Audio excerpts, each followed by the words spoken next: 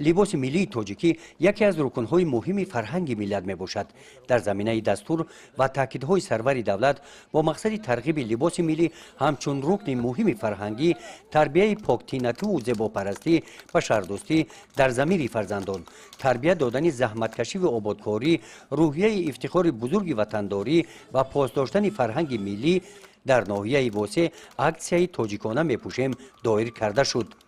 در چورابینی مذکور که با ابتکار شعبه معارف ناحیه در میدان گلگشت حفظ تاریخی قینر واقع در دهه قینر دهات به نام میرزعلی ویسوف برگزار شد، دختران با لباسهای گوناگون ملی از دهه‌های گرد و اطراف شرکت ورزیدند. در روزهای زیبای بهاری ما سرجم آمدیم، نه تنها به خاطر دیدن این موضع زیبا، یعنی به بر نمودن لباسهای تاجیکانه تحت عنوان ما تاجیکانه میپوشیم، یعنی بلند برداشتن هویت ملی، فرهنگ اجدادی ملی، یعنی به بر نمودن اطلس و ادرس و چکن، یعنی از بین بردن پوشیدن لباسهای بیگانه که این در فرهنگ ما بسیار درست نمی آید، چون که لباس های تاجیکانه از قدیم الایام بسیار زیبا هستند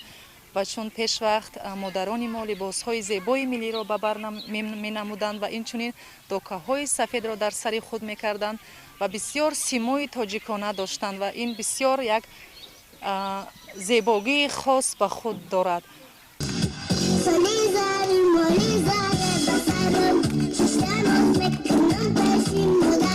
در این چورابینی با این مانند لباس‌های ملی با مقصد بلند برداشتن مقام و منزلت سر و لباس ملی، نمایش دادن هنر والای طراحان، تقویت صفت تازه بخشیدن با استحصال انواع گوناگون متاح‌های ملی از قبیل اطلس و شاهی، گسترش صنعت چکندوزی و الوچه بافی، گلبست و ادرس بافی و با این وسیله ترغیب و تشویق لباس‌های ملی راه اندازی گردید. از برگزاری این چورابینی ها این نورسان جواباً به غمخوری و توجه پیشوای ملت با شکرانه صلح و آرامی با رفتار و اندیشه نیک، فرهنگی به بر کردن لباس ملی و فعالیت پرثمر